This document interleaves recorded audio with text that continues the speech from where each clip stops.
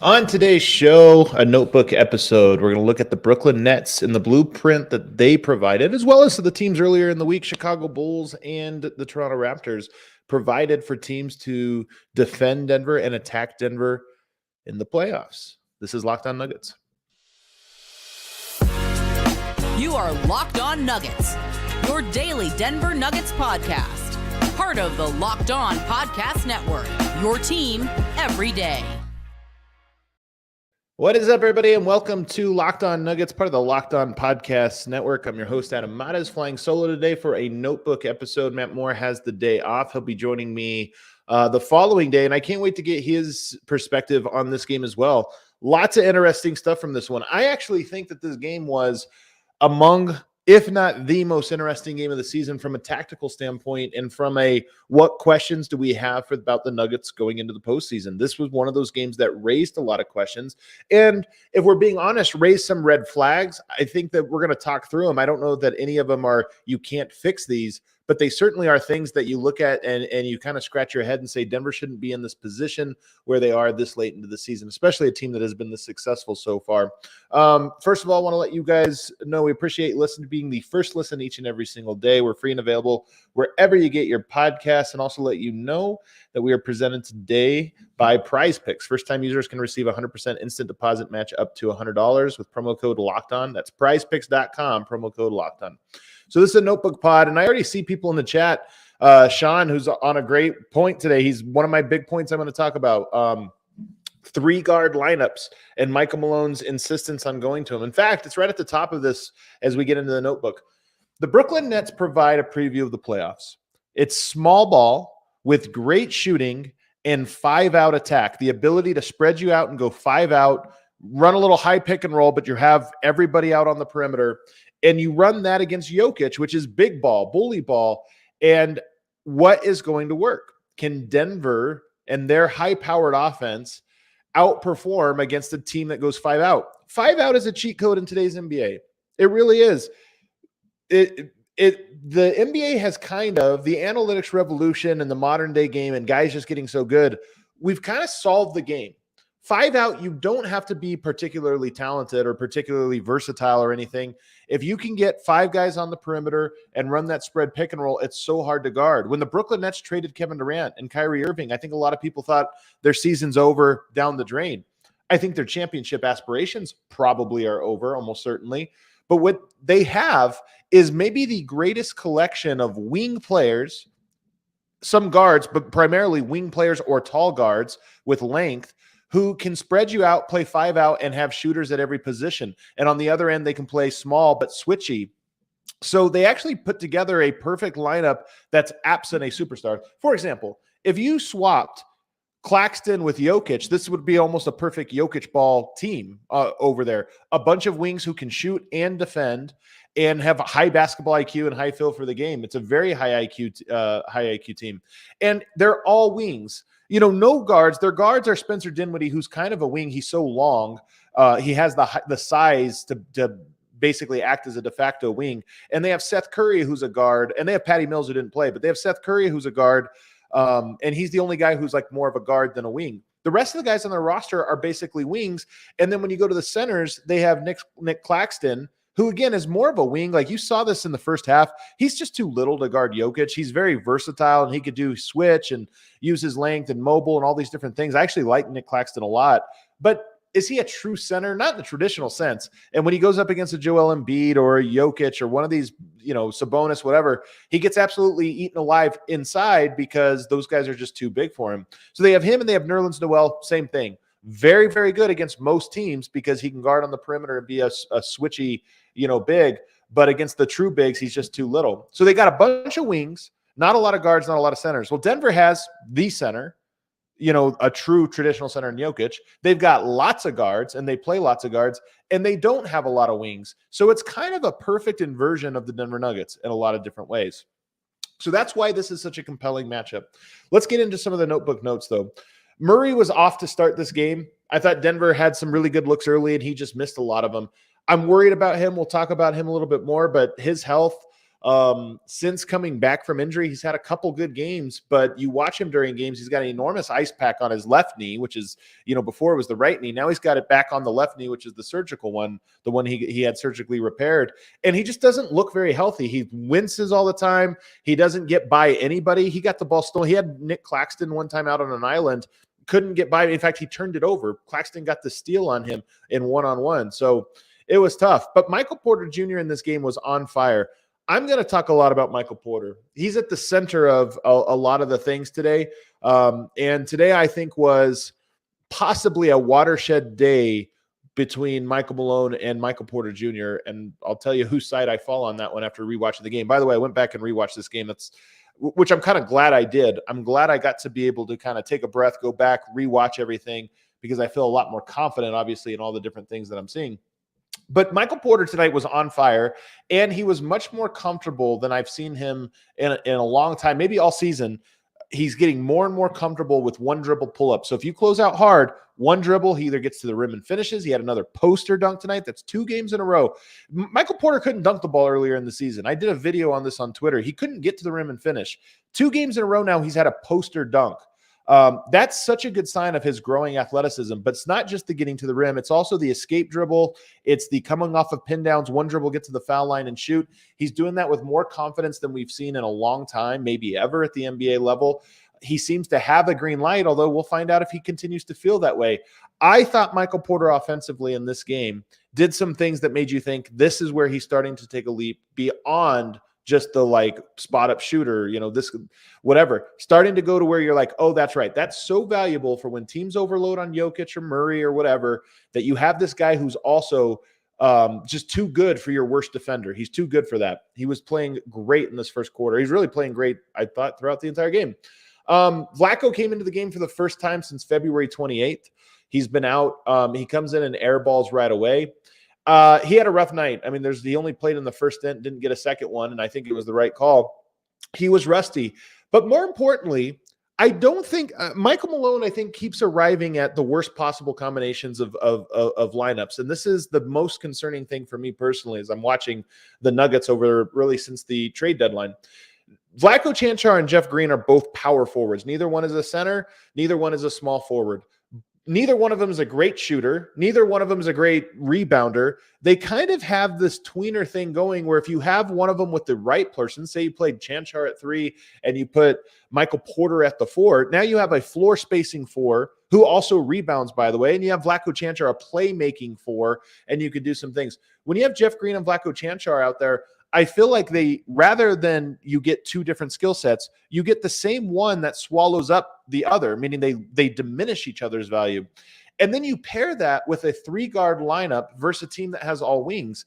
In this second quarter, first and second quarter, this first second unit stint, the Nuggets were running pick and rolls, and Brooklyn was just switching everything because they want to switch 1 through 5. They're looking at this going, we don't care if Cam Johnson and Dorian Finney-Smith and any of these guys, we don't care if they're guarding Murray or Jackson or Brown or Vlaco or Jeff Green. We'll switch all of that. So Denver's offense is running these actions. They have a lineup out there that wouldn't work even in a team that couldn't switch and had to fight through. It would still be a rough sell. But instead, you're just getting switches, and Denver was completely stuck in the mud.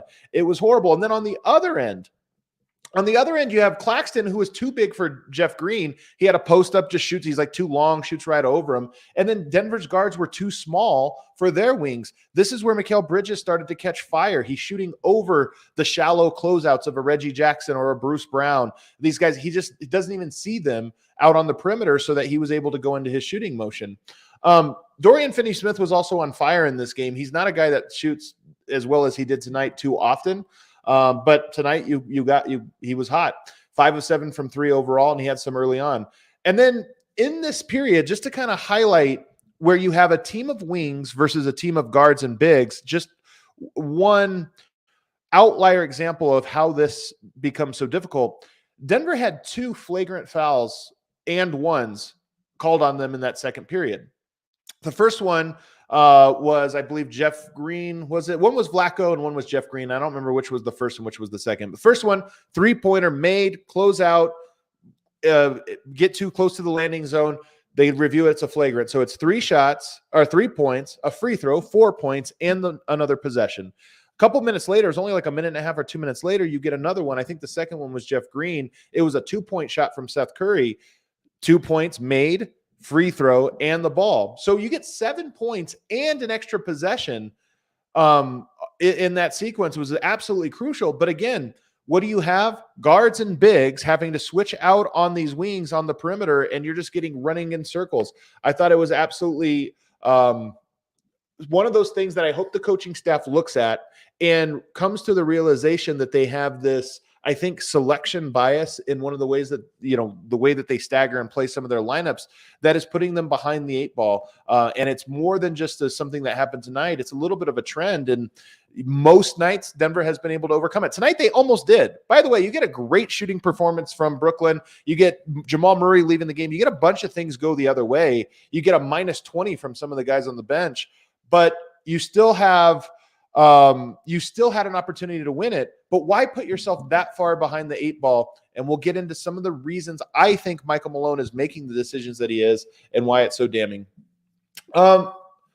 First, though, I want to tell you guys about Prize Picks. I was actually hanging out with a friend today. Shouts to Big T, my buddy Tony Niehaus, who's going to be in studio over at DNVR, I believe, on Tuesday. Professional gambler who's in town for a big DFS event.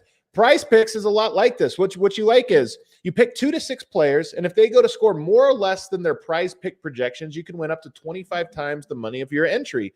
So rather than going head-to-head with somebody, you just look. It's almost like gambling. You go and you look and you see what the projections are. Yoke's going to score this. Do you think you're going to go over that?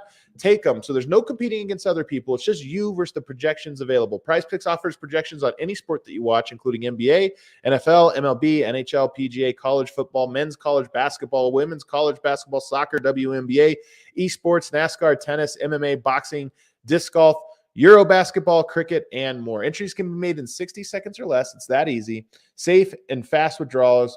Currently operational in over 30 states plus Canada. So download the Prize Pick apps now or go to prizepicks.com to sign up and play daily fantasy sports. First-time users can receive a 100% instant deposit match up to $100 when you use promo code LOCKEDON. If you deposit $100, Prize Picks will give you $100. If you deposit $50, Prize Picks will give you $50. So don't forget that promo code LOCKEDON at sign up for an instant deposit match up to $100. We'll be right back with more Locked On Nuggets.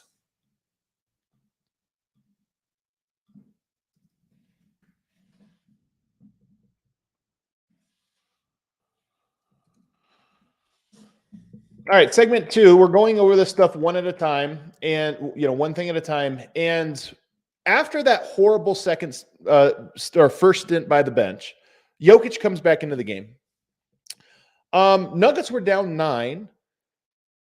And then with Seth Curry in that second unit in the game, because they came back early, so Jacques Vaughn looks at it and goes, you know what, this unit's working, let's leave it out there. Jokic comes in, immediately hunts for Seth Curry, who's too little. They're trying to switch everything, right? They like their switch everything. Seth, I mentioned earlier, was the one guy who's not really a wing. He's just a guard. Jokic goes at him 2 times in a row, gets the ball, scores very easily. One with this beautiful spin move through tight space. I mean, he looked like a guard and got to the rim. And scores easy. Jacques Vaughn calls a timeout, puts a switchier lineup back out there. It was a 32-18 run to end the half. It was a masterclass from Nikola Jokic on both ends. One of the best stretches. What's so weird about this game is if you take the last 7, 8 minutes, whatever it was, 9 minutes of the second quarter where Jokic comes back in, him and Michael Porter Jr. go 9 of 11 between the two of them in that stretch. Dominant. Michael Porter Jr.'s shot, everything was hitting. Jokic doing whatever he wants, getting the switches. Ball was moving exactly. They had solved what Brooklyn had thrown at them in that moment, and it was an absolute masterclass in that first half. So you go to the second half, and this is where everything changes. To start, the third quarter was actually a good start from Denver. Michael Porter Jr. had 2 buckets right away. First play of the game, he gets a little handoff. He was on fire, and I think Michael Malone coming out of half said, let's see if he's still on fire. We'll run him off a double stagger. He'll get to his spots, elevates. He's still on fire. He knocks it down. Jamal Murray had a fast break. He missed the layup. Michael Porter goes cleanup duty, puts it in for a dunk. So he actually had a couple buckets early on. And then Jokic was taking it to Claxton once again. I mean, Claxton I mentioned this earlier. He's good, but he's not big enough to guard the true centers. Jokic just was bullying him, getting whatever he wanted. 77-71 when Nick Claxton left the game with 9 minutes to go. 77-71, Denver's up 6. What happened was, rather than go to Nerlens Noel, they go small. You get a Dorian Finney-Smith guarding Jokic. You had Royce O'Neal at different times. They just go small and say, it doesn't matter who's guarding Jokic. We're going to hard double him. We're going to pre-double him, and sometimes we're going to hard double him, and we're going to trust our rotations on the backside. Now, Denver typically does a very good job with this, but remember, they're all wings. So for starters, you're already doubling with length, and you're covering on the backside with great length. And Brooklyn, by the way, I said this earlier, high IQ team, they run a very interesting and flexible defensive scheme that makes it hard. Like Jokic in this game, I thought actually had a hard time reading the court. Not nearly as hard a time as everybody else, including and especially Aaron Gordon. So when you get Jokic on the block or on the elbow and they send a double that completely sells out, what I mean by that is they're not trying to like soft double and back and forth. They just say, as soon as that entry pass goes, sprint over there. Or sometimes even before, I think the most important ones were before Jokic caught the ball, they would send a double over to try to take it away. And Denver had such a hard time getting him the ball today. Jamal Murray had a hard time with this. Bruce Brown really had a hard time with this. So Denver was struggling with this. But one of the things you have to do, and I actually asked Jokic this after the game, what was one of the things that was so hard? And he said, we usually make quicker decisions, but tonight we were slow. If there was one player that I would single out there, and there's not, actually everybody was bad at this, but one player who I think is going to be at the center of this for the Nuggets in the playoffs is Aaron Gordon. When he's in the corner on the opposite side and Jokic is posting up on the block, when they send a hard double, oftentimes it's his guy or somebody over there where his guy has to rotate into the secondary help. He has to flash immediately so that you have that high-low action. He was so slow reading that today. And when he did make that flash, so there was one time in that third quarter where he just didn't flash, possession gets blown up, Denver doesn't get a good look out of it. Second time he does flash, but then he didn't read the court. He thinks, okay, usually it's like I have a jumper or I throw it over the top for Yoke or whatever. Brooklyn scrambles, and he had to read to find the open guy. There's a wide open guy because of how hard they're selling out, but he didn't read it. And then a little bit later on in that same quarter, he flashes to the foul line and catches it and does one of his like spinning turnaround jumpers from the foul line that was way off. But it's also one of those plays that the defense is glad to give Aaron Gordon these mid-range jumpers all day. They'll live with that. I thought he did an especially bad job of reading how to punish them. And it's important because, and I'll talk about this later on, teams are going to dare Aaron Gordon to make threes. And if he doesn't read the court on how to flash and how to get the ball and keep the ball moving, then Denver's offense becomes in danger of getting stuck in the mud if teams just say, we're going to not let you even get the ball to Jokic. Or if you get it to him, we're going to double him so hard that he has to get rid of it right away. And then another thing that happened in this third quarter, Denver kept committing shooting fouls. I don't know how many shooting fouls there were, a couple and ones, but a bunch of just like a guy shot a jumper and you bumped him. Aaron Gordon in particular, blown by, goes to chase his guy stops and he just plows him over and it's a foul, or he gets a hand on the hip for no reason. I thought Denver's defense it's hard enough to guard 5 out when you just talk about, okay, Jokic is going to have to guard Dorian Finney-Smith, who goes 5 of 7 tonight, or he's going to have to get switched out onto Dinwiddie a lot in that third quarter. It's already going to be a really big challenge, not just because of Jokic. Every center has a challenge with 5 out. Even Bam Adebayo has a hard time with 5 out.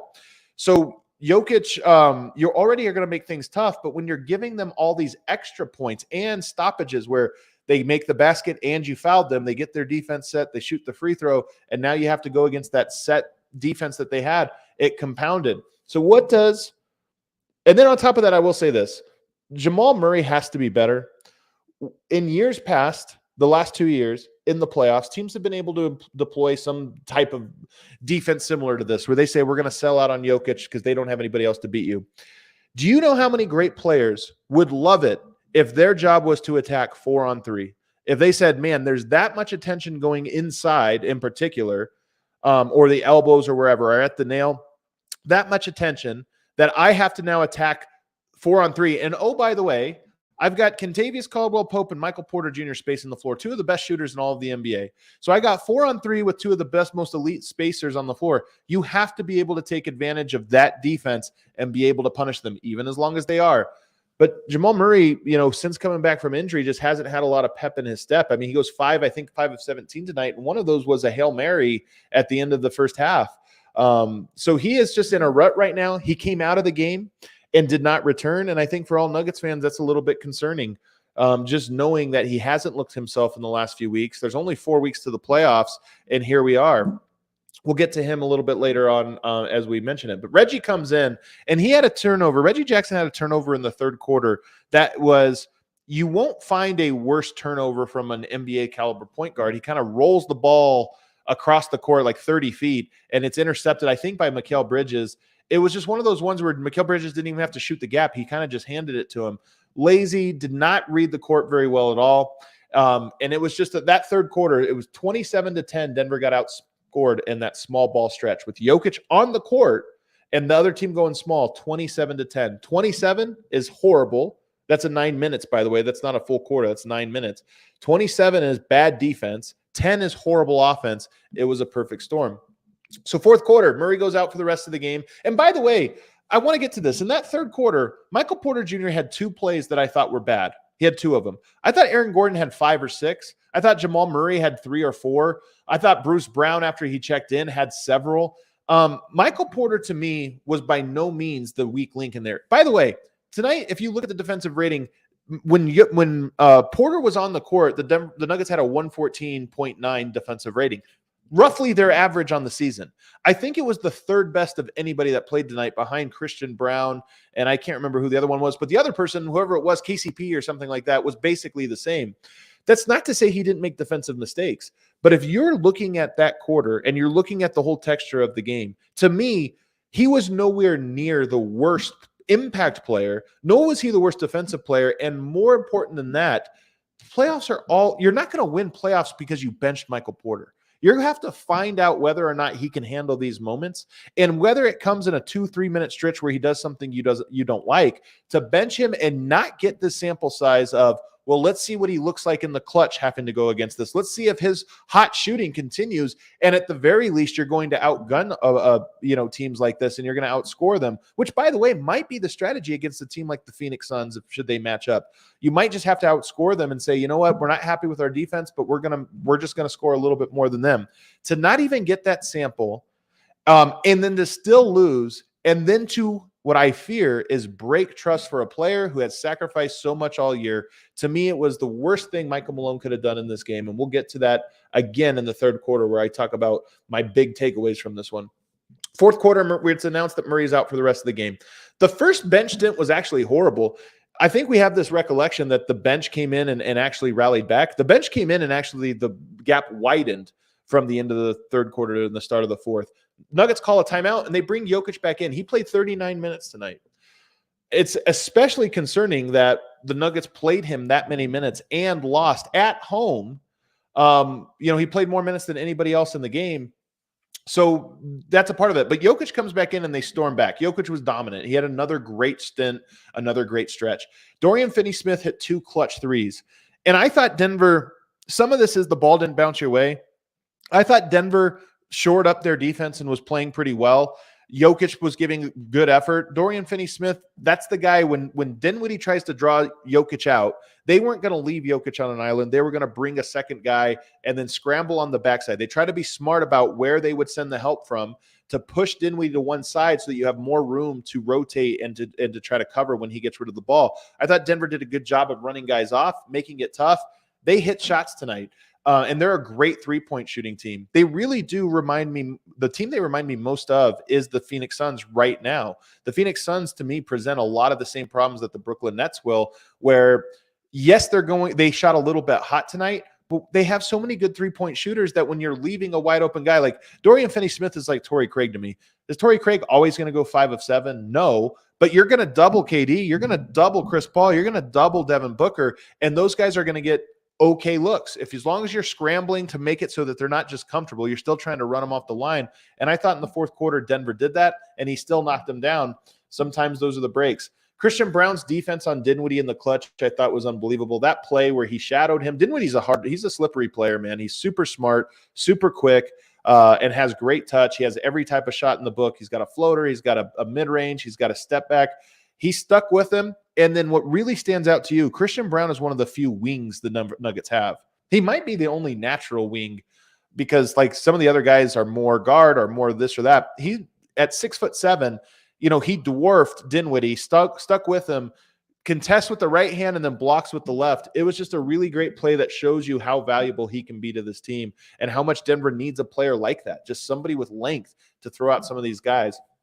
The other note I have down the stretch here, the second to last play, so Denver crawls all the way back. They get that play. Jokic goes down, misses a free throw, makes the other one. They're still down one. Denver gets the ball. I think there's 26 seconds left, down one. Michael Malone drew up a play with KCP inbounding the ball, and I'm not sure why. So he brings Michael Porter in the game, who hadn't played for like 20 minutes or something. I mean, he came out 5 minutes into the second half and then didn't play again until the final 25 seconds.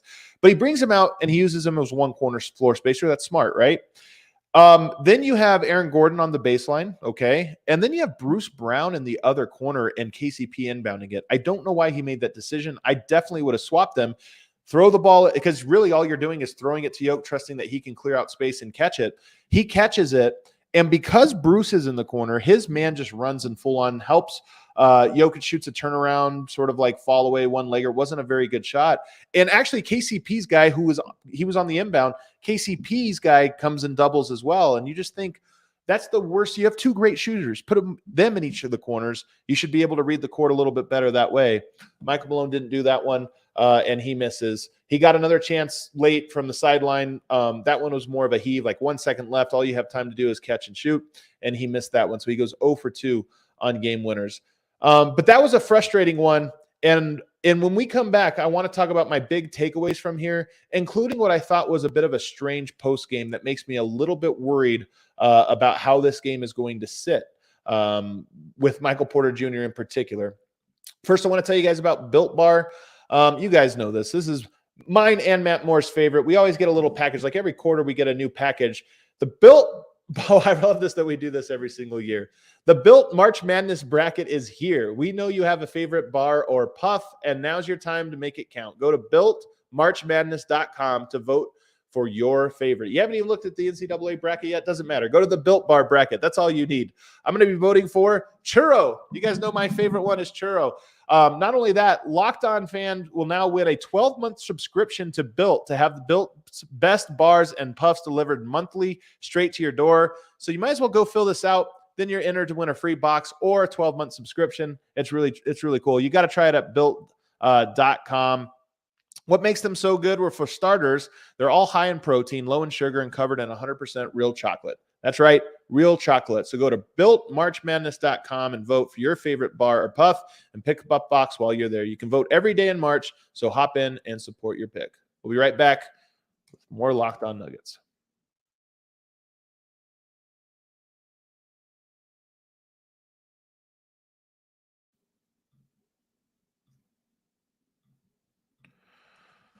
Final segment here, Locked On Nuggets podcast. And so I just did the rundown on all of these things, on all the things I picked up on the game tonight. So now I want to give you the question marks that this game presents that I think Denver is going to have to answer before the playoffs arrive. And first of all, let me say this. The Nuggets are on a 3-game losing streak. They played great against Cleveland. They played great against Memphis. They played great against the Clippers. And they all but locked up the 1 seed in the Western Conference, which is an important one. Although I will say, they now are tied in the loss column with Philadelphia. So Philadelphia, Boston, Milwaukee. It would be unfortunate to get to a point where you are the underseed of all 3 of those teams. That would be tough. It's not the biggest deal, but it is something. It is the real cost of this 3-game losing streak. But Denver secured that, and I do think that there's been a little bit of a lost focus from the Nuggets. And more importantly, it would be great to just win every game going into the playoffs, get some momentum there. I think it's equally as important for the Denver to be tested in ways that is going to matter in the playoffs. In tonight's game, I think Chicago had similar things. I think Toronto does similar things. These games were important for Denver to kind of like see before you get to the playoffs. You didn't want to get to a playoffs and have this strategy that you had tonight. You didn't want to get that. So in some ways, it's really good that they're going through this adversity. And also, by the way, as I've mentioned, the fan base right now is in a little bit of a panic mode. Like, we're not ready for the playoffs. Sometimes it's important for the fan base to go through games like this. So you kind of remember, like, all right, take a deep breath. This is nothing is over till it's over, those things. But I think it's even more important for the team. Jokic in this week, I think, is under more pressure than he's ever been. And the Nuggets are, I think, discovering what it's like to actually be under pressure. The last 2 years haven't been pressure. I mean, Jokic, I don't think has felt pressure in the playoffs, at least not that much. He knew, like, hey, Murray's out. What more can we do? We're just going to go out there and try to give our best. Now there's real expectations. You're a 1 seed. Teams are hunting for you. The MVP conversation, all that stuff. Now the pressure is real, and I think it's nice in some ways, even though it feels suffocating, for these guys to feel that now, so you kind of take a deep breath and you're more prepared for it when you get into a game 4, a game 5, these games where it really starts to tighten up and you really start to feel the pressure. But here are the question marks that I have that have been presented that I think Denver's going to have to – I would love to see them answer before the playoffs. Number 1, let's start with Aaron Gordon. Teams are going to dare him to shoot the ball. He has not looked confident with his shot, even though he had a great 3 tonight at a key moment when Denver was rolling. When Denver had the momentum, Aaron Gordon took a sidestep 3 with confidence in transition, and it went in, and it was part of this big moment where you just felt like Denver was going to win by 30. But when the going gets tough, his shot looks a lot more confident, and teams dare him more and more, like, hey, you're going to stand out on the perimeter. We're fine with that. We're not going to, run out on you, and we're going to be able to use your guy as a strong help side defender. So he needs to read the court quicker when the game bogs down. We've all loved what AG has done with bully ball and the high-low stuff with Jokic. And when Denver is in their rhythm, he looks great at reading the court and knowing what he needs to do. When teams are going to a defense that is extreme, just trying to deny Jokic, he needs to be one of the guys that takes advantage of that. And there's a lot of different ways. One of them is, as I mentioned, reading some of this stuff a lot quicker. I think this defense tonight, they'll probably go to the film room. Jokic after the game said, he needs to read it quicker. I think he'll figure out this one thing, but in the playoffs, it's going to be another thing and another thing. They're going to constantly try to come up with new strategies, and he has to read the court a lot better than what he has been. And then it's not just on the flash where it's like flash into open space and now go high-low. Some of this is Aaron Gordon is great because you can't just switch anybody onto him. He's too strong. Like, as strong as Mikal Bridges is, or as good as he is as a defender, if you had to guard him on the block there, he's going to hulk and he's going to be too big. So some of this is going to be setting up the advantage. If they're going to go over there and I can't get open, I can't flash this or that, set it open so when then everybody scrambles back, I've got the weak link on me and I can grab the offensive rebound, or I can pin in and duck in and do those different things. But Aaron Gordon, I think that the way he's guarded most of the time in the regular season is not how he's going to be guarded in the playoffs. And that is, a team compromises themselves. You've got to be able to punish him. Michael Porter Jr., let's get to the big story for me today. Michael Malone does not trust Michael Porter Jr. This is what this game means to me. Was he perfect? No. Does his defense great? No. But guess what? Nobody's was. If you go to the defensive rating on the Nuggets, there was guys with a 200 defensive rating who played as many minutes, if not more, than him tonight. That's absurd. The guys that were on the court tonight that replaced him still got absolutely torched. And by the way, Michael Porter was having one of his most efficient games of his career. This wasn't just he had a good game tonight doing, made a couple shots. He was on pace to have one of the best nights of his career just on a per minute basis. He goes 9 of 12 from the field, 3 of 5 from 3. He had 23 points on 12 shots, more than 2 points per shot.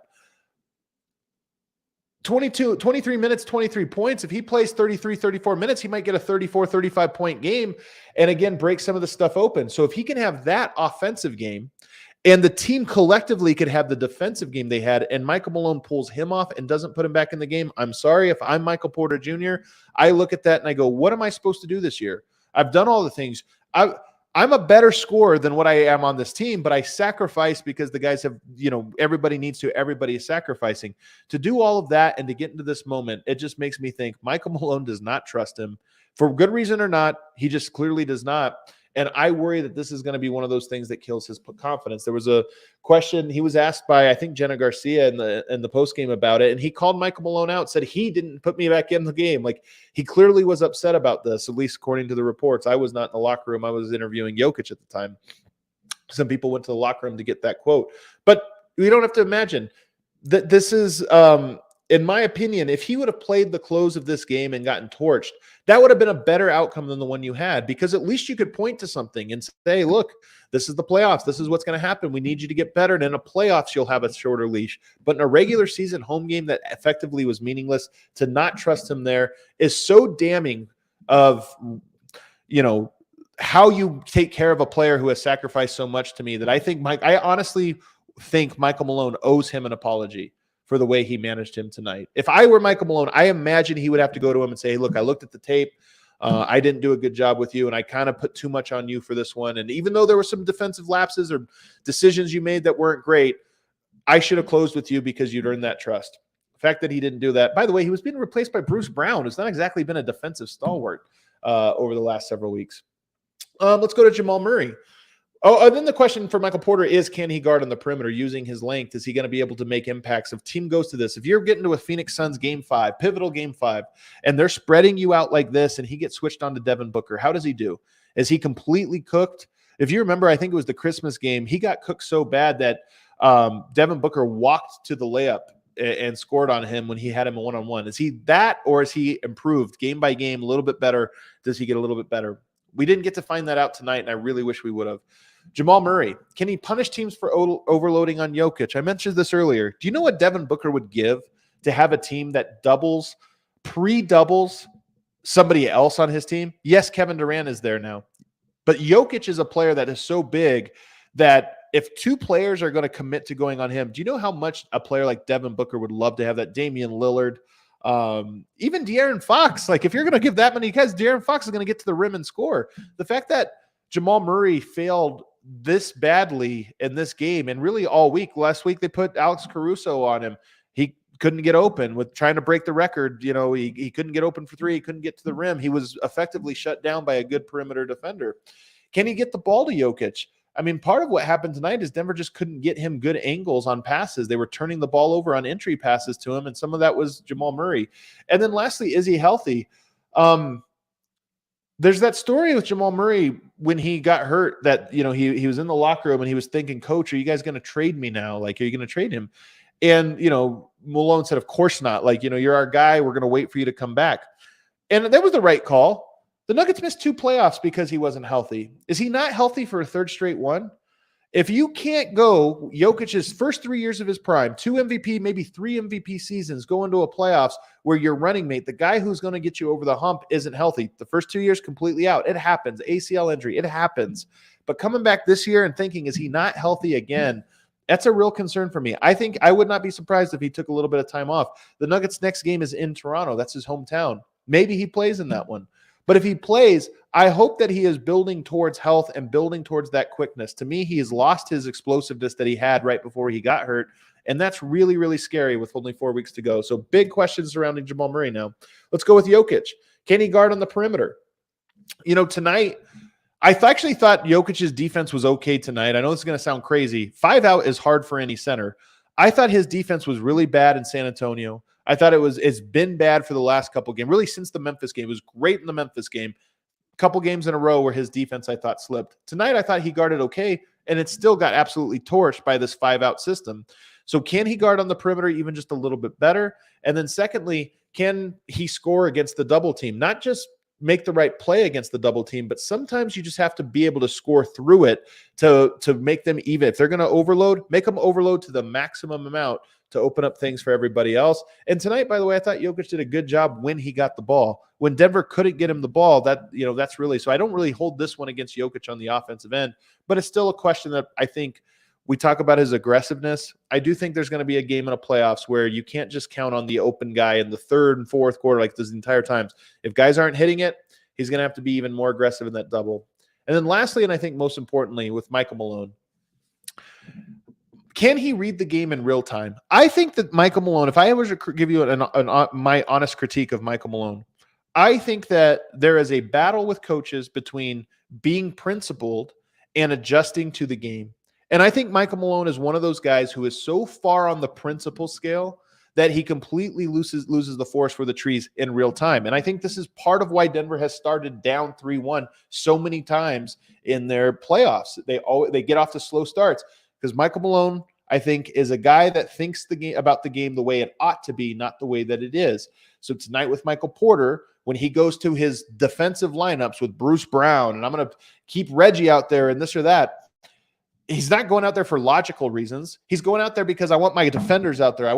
We need to get stops, and I'm going to put guys out there who I know are going to dive on the floor and this or that. Absolutely insane to me tonight, that decision. Absolutely insane. Michael Porter, the numbers bear it out. The Nuggets were not getting scored on when Michael Porter was on the court the same way when he was off. They were getting scored on way worse. But again, principle versus adjusting to what is happening.